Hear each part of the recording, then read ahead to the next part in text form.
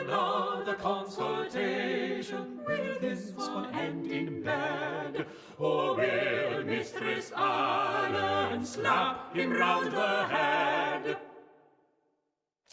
Ah, good day, Mistress Allen. What brings you this day? Oh, dear lady, you tremble like a leaf on an autumn day. Aye, for I am most affrighted. But Mr. Allen says he thinks I worry over naught. So I am come to you, for methinks you would... Perchance you may help me. By my troth, Pray tell me of this evil that has frightened you, madam, and I shall do all in my power to protect you from it. Yes, evil. Oh, indeed, 'tis the very word for it. I have seen a dark figure prowling outside our house in the night, and once I saw him spying through my window. Who is he? What does he want from me? What am I to do? I see. And you do not recognize his face or any other particulars? The colour of his hair, for instance? Oh, nay, for 'tis always so dark. But by his silhouette I can tell he is a bony, scrawny little man. Is he verily? But your husband thinks 'tis naught to worry over, you say? Aye, he says the man is doubtless naught but a poor travelling tinker who is merely taking shelter in our garden. 'Twould explain why his figure is so slight, to be sure, but what if he is not a tinker? What if his purpose is more sinister? Aye, indeed. Then let us consult the stars. Who is the man prowling outside the Allen's house in the night, and what is his purpose?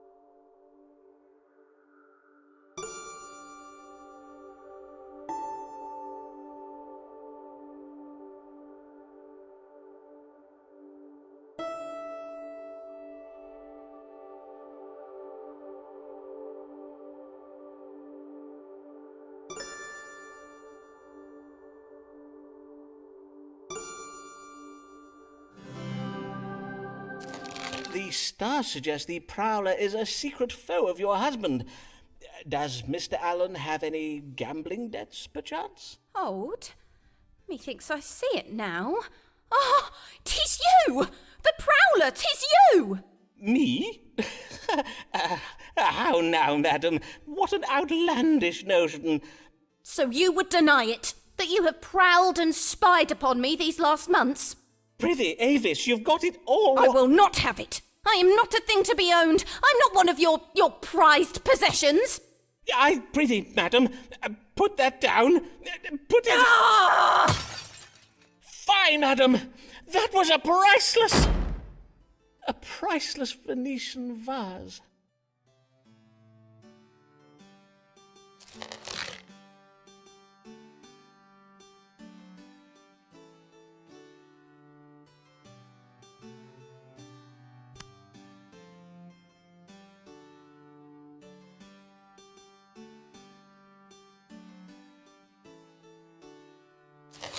Who is this man who has earned such acclaim? Lately returned from his conquests in Spain. The streets of London resound with his fame. Robert Steppenwolf is his name. Good day, sir. How may I... By Jupiter! Can it be true? Robert Devereux, the Earl of Essex, Lord of Her Majesty's Privy Council, a hero of the Battle of Cadiz. Prithee, calm yourself, Sirrah. Pray, treat me just as you would any other querate. Of course, as it pleases your lordship. But may I say, what a great privilege it is to... may I offer you a... You are the man who had some success treating the plague some years past, are you not? Oh, indeed, my lord. You are very well informed. My strong water did save many a Londoner from a most lamentable death. Then perchance you might have some cunning cure for me as well, for since I am returned to England upon having resolved that small matter in Spain, I find myself afflicted with the most vexing ailment. Oh, but your most glorious capture of the Spanish city of Cadiz was no small matter, my lord. All England talks of nothing else. Why, pamphlets recounting your heroic exploits are sold on every street corner in London. Mayhap they are. I know nothing of them. My single-handed victory against the King of Spain was but a trifling affair, and the least I could do for my queen and a grateful nation. But I fear vast riches and the hearts of many a Spanish beauty were not the only things I did capture while I was there. What else did you capture in Spain, my lord? I fear I do not grasp your meaning. If you would kindly show me where upon your body you are...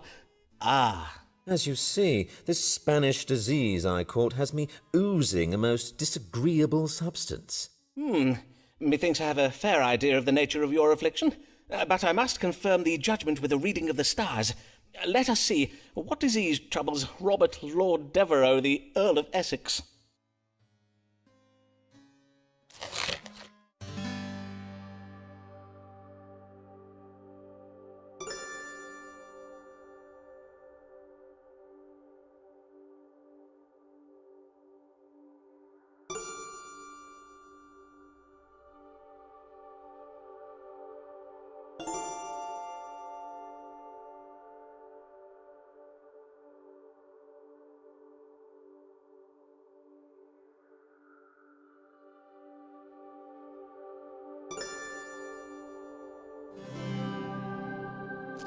You have gonorrhea, my lord. 'Tis a condition provoked by an increase in intimate activities. Too much strumpy-humpy, eh? Well, 'tis true that since news of my victory got about, every wench from Southwark to Shoreditch wants a piece of my action, as it were. And how may this gonorrhea be cured? The most effective method is lead plate therapy. Usually this requires a man to lie in bed for many hours with a leaden plate positioned upon his privy parts, thus allowing the lead to impart its healing properties to the affected member. But, of course, men such as your lordship have no time to lie around in bed, which is why... Let me just fetch it from my cabinet. Which is why I invented this. And that is what? Some sort of wonder job, like the ones old men used to wear? Precisely so, my lord. 'Tis a codpiece that I had a blacksmith fashion out of lead. I invite your lordship to wear it under your breeches so that the lead may remain in contact with your privy member at all times. Indeed, until you are cured. How very droll this is. Verily, how old-fashioned. I will appear as hung as old King Henry Tudor. Mayhap I just wear it in my chambers. Good day, and please come again. If you need anything at all, I am at your service.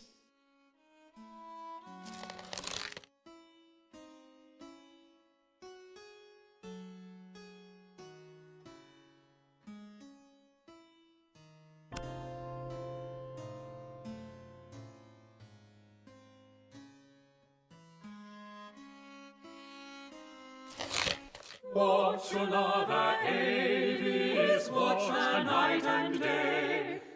If a woman has your heart, you cannot let her stray.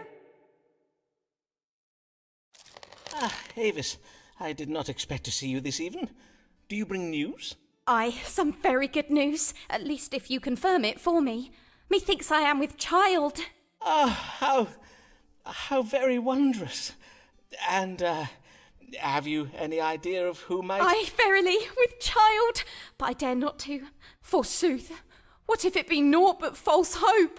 Then let us ask the stars without delay. Is Mistress Avis Allen verily with child?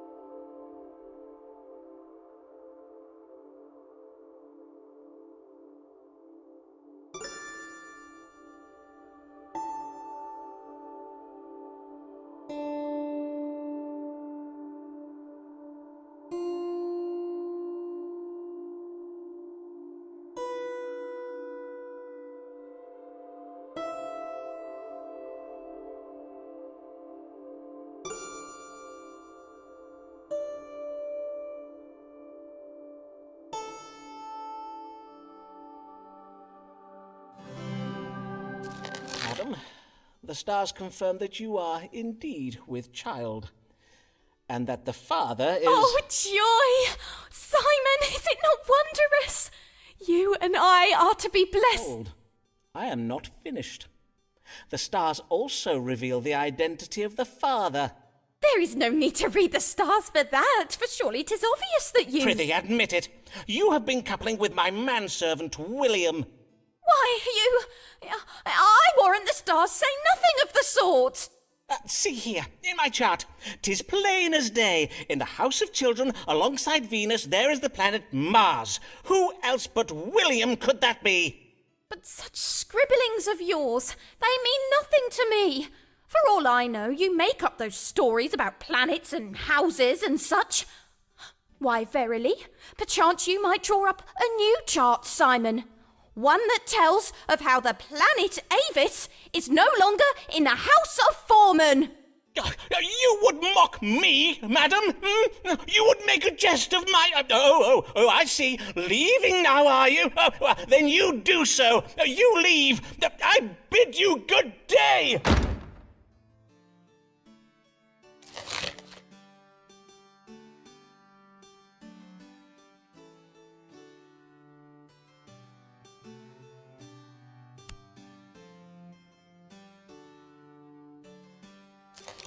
Rich but not satisfied, mayhap you have not tried this one weird trick for displaying your wealth. Buy herbs and confections to boost your complexion and pass idle hours tending to your health.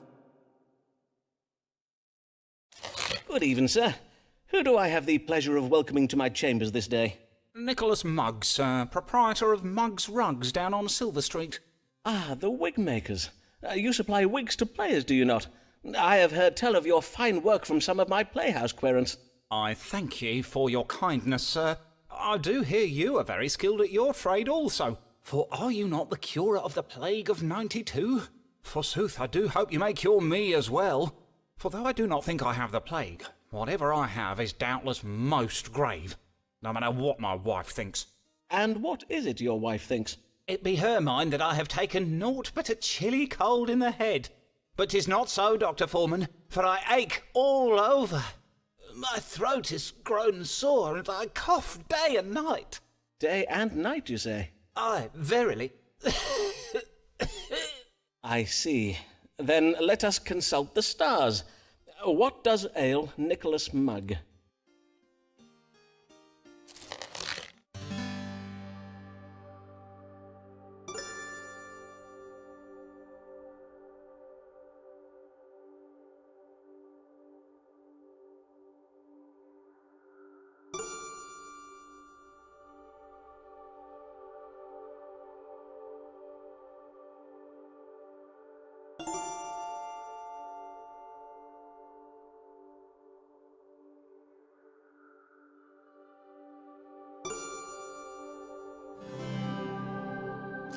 I am pleased to say that your wife is correct, and you have little to worry over.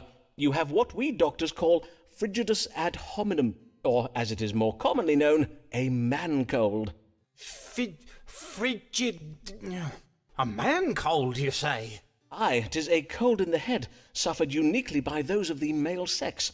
And, although it be a minor affliction, the suffering can be very great. A minor affliction, you say? That cannot be right.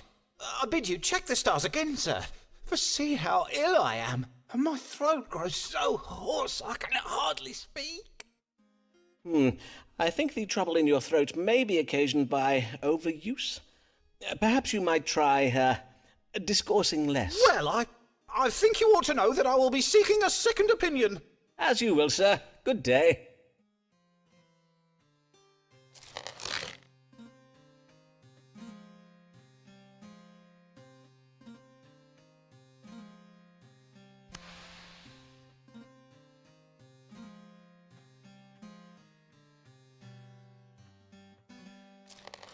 Robert Lord Devereux's a rising star, dashing and debonair, he will go far. Oh, London greets him with cries of huzzah. In truth, we cannot stay certain we are.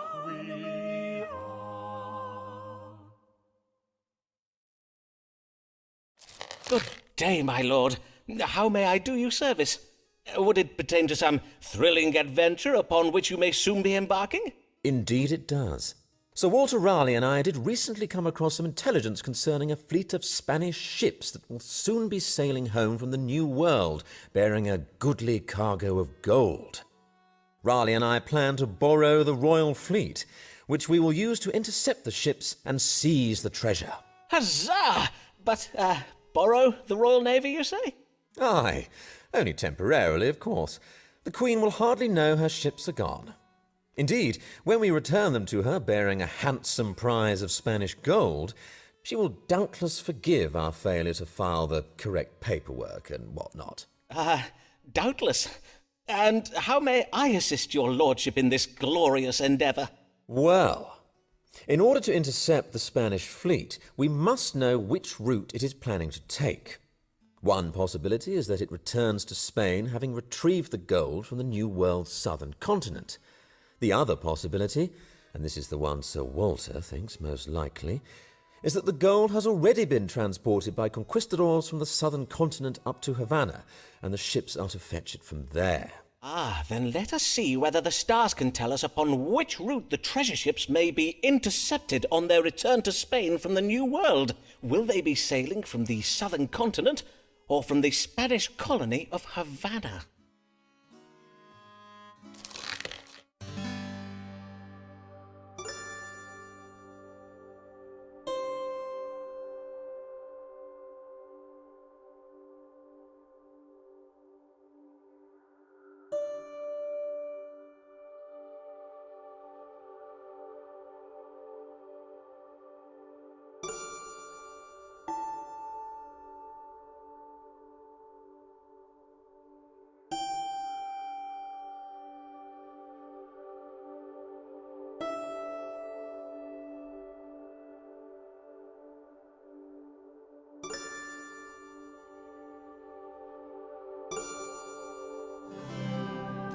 The stars are of the same mind as your friend Sir Walter Raleigh. For regardless of where the Spaniards load their ships with gold, they will stop at the port of Havana. It seems the Spanish sailors will be unable to calm their carnal desires. Excellent, excellent. But where are we to intercept them? Pray, give me the precise day, latitude, and longitude. Certainly, my lord. But divining nautical coordinates is a somewhat lengthy and complex process. If your lordship would kindly return in an hour or so... Quickly, sir! I have not the time to bide here all day. Well then, let me see now. Taking into account the position of Jupiter, divide by 3, carry the 1. Yes. The Spanish treasure ships may be intercepted upon the 15th day of October at a latitude of 9 and 40 degrees north and 5 and 20 degrees west, or thereabouts. That said, however, I cannot promise you that... Excellent. Raleigh and I shall sail to this very spot. Huzzah! Huzzah! Godspeed, my lord.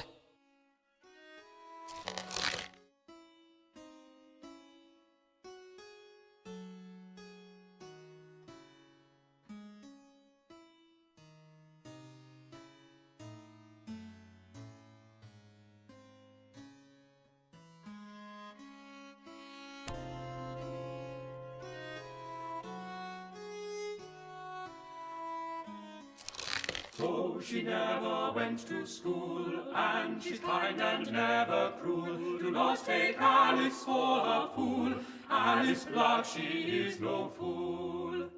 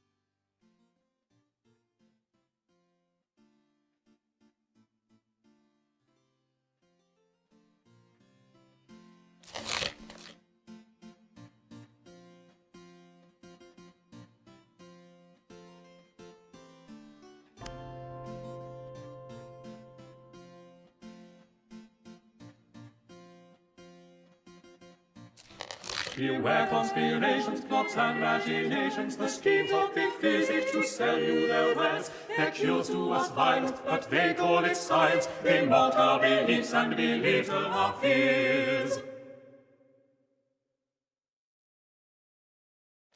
Ah, well met, Mr. Mugg. How fare you since our first consultation?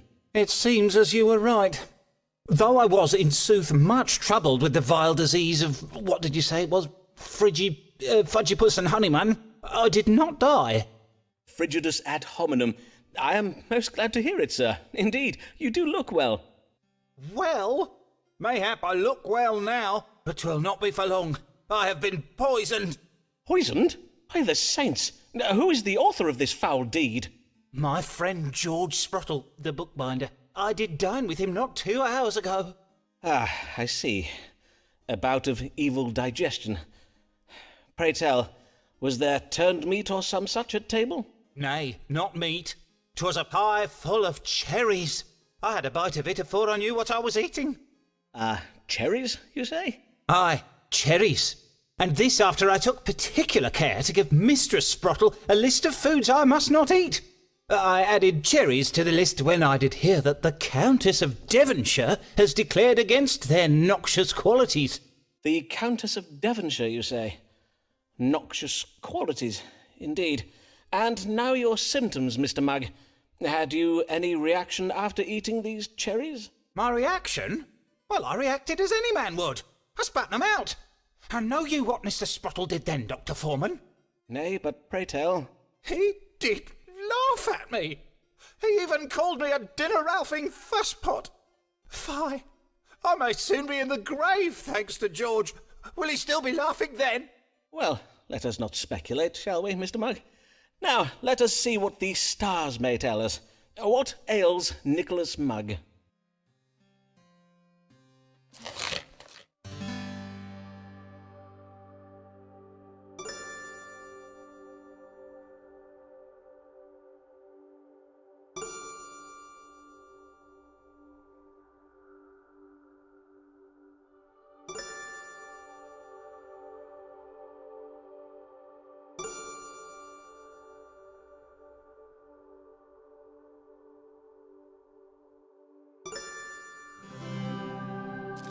Aye, it seems you have indeed been poisoned. The cherries have provoked an imbalance of choler. You must take the antidote for cherry poisoning, which is... let me see what I have here in my cabinet. Ah, yes, Saccharum officinarum.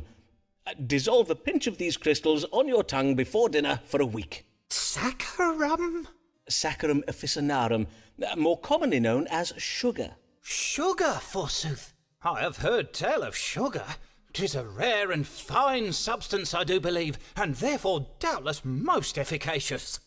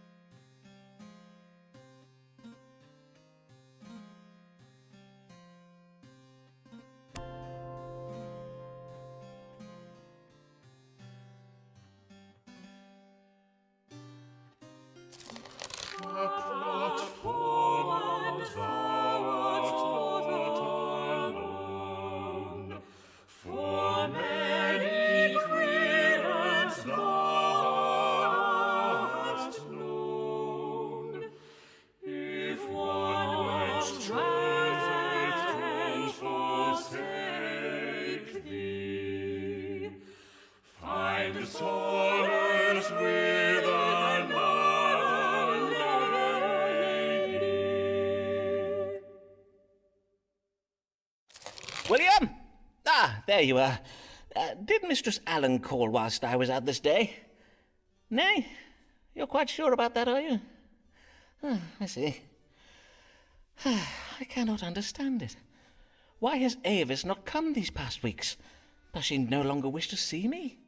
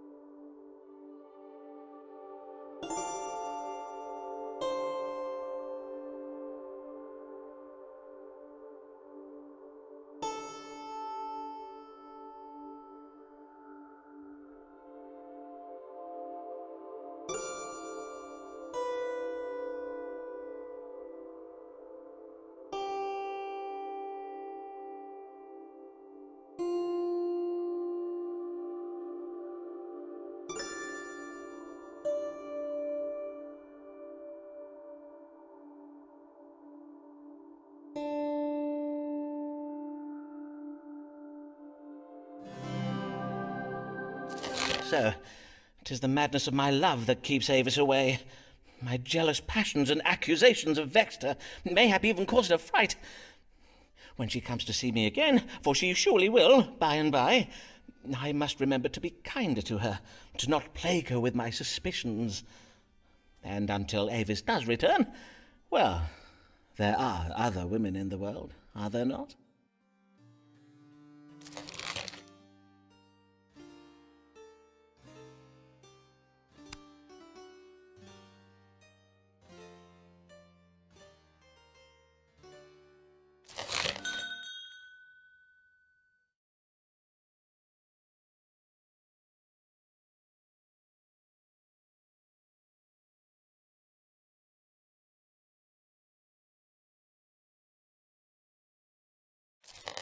Eyes are nothing like the sun, if snowy white her breasts are done, and that is our description done, for she is a lady.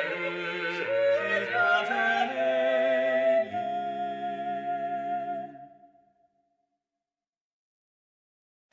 Good day, Mistress Lanier. Much time has passed since I last saw you. How do you fare? In truth, not well, Dr. Foreman, not well at all. Then I am full sorry for it, madam. Pray, tell me what manner of ill has befallen you. I have been publicly humiliated. Mr. S. has been circulating a collection of insulting sonnets about an unnamed dark lady, and all of London thinks this dark lady is me.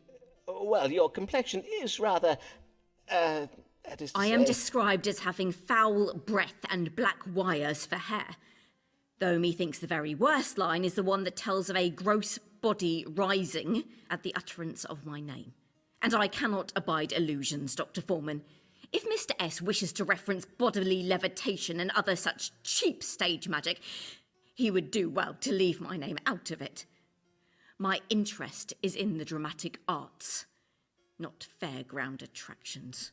I am not sure that is quite his meaning. Dr. Foreman, you know of Mr. William Shakespeare, then? Do not tell me you have read the sonnets. Well, I own that I have.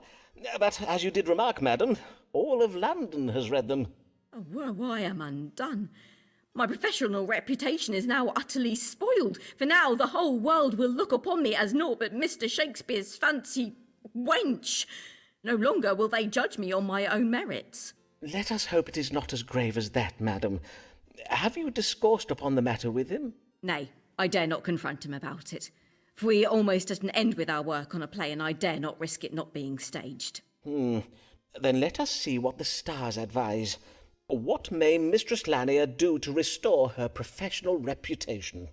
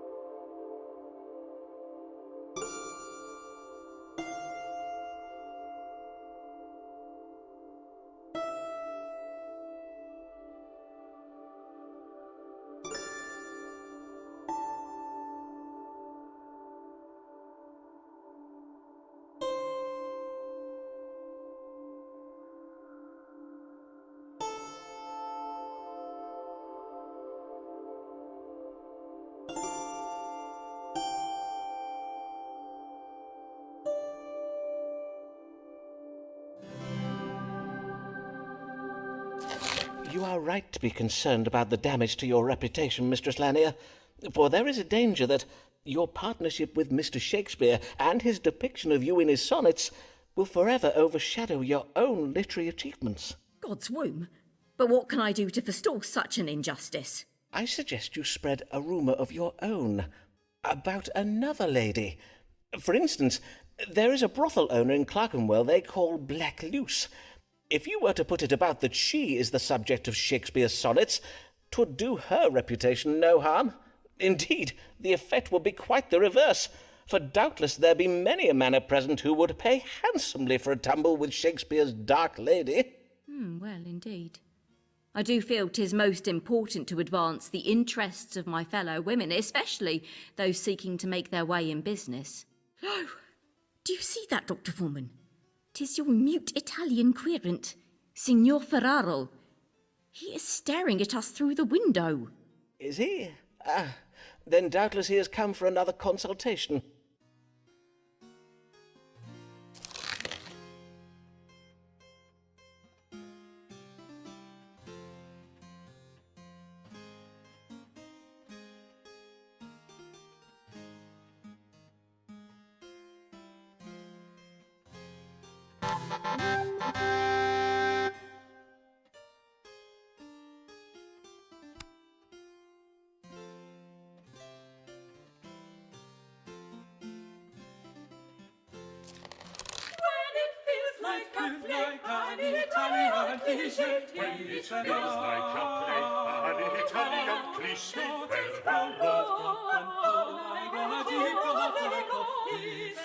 Ferraro, Signor Ferraro.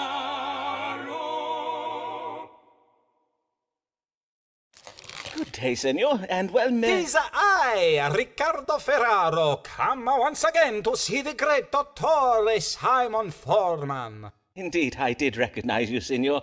How may I assist you this day? I am ill. I tell you my problems. First problem, I do make a chandar in the morning. Next problems, my belly does swell and my chest 'tis most tender to the touch. And now, for the very most terrible of problems, I have the big fears. One moment I do weep, and the next I do curse and gnash my teeth. So, Dottore, you tell what ails me, huh? You wanna make a water into this cup? Un momento, I make the water. Nay, not in my... prithee, hold. If you please, senor.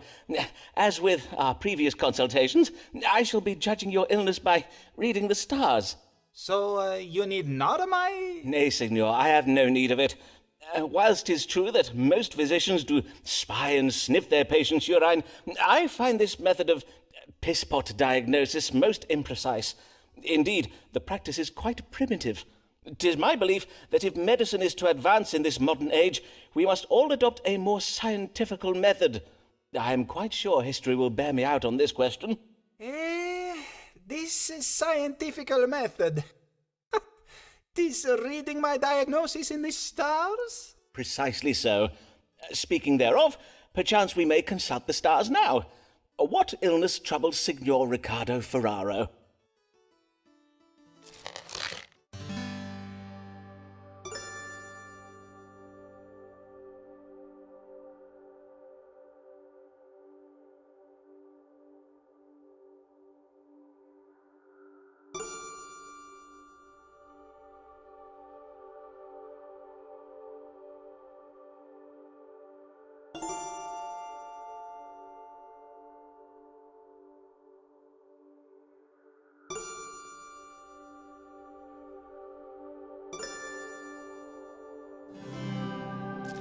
Senor, you have been stricken by a condition known as apoplexy.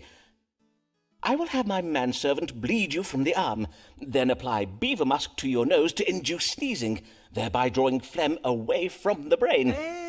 But my problems, they are the swollen belly, the chundering, the tenderness, and the big mood. How can it be, this apoplexy?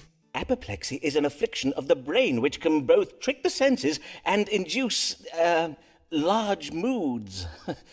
The stars suggest this condition was given you by a witch. A most capricious witch, I warrant, for the condition has tricked your mind into feeling all the symptoms of being with child. And verily, 'tis not possible for you to be with child, signor. Unless, of course, that moustache of yours is naught but a cunning disguise. But I jest, signor. 'Twas not my intention to doubt your manliness. You jest! A lady who would disguise herself as a man? So silly. I think you see too many plays by Mr. Shakespeare, huh? Riccardo Ferraro bids you good day.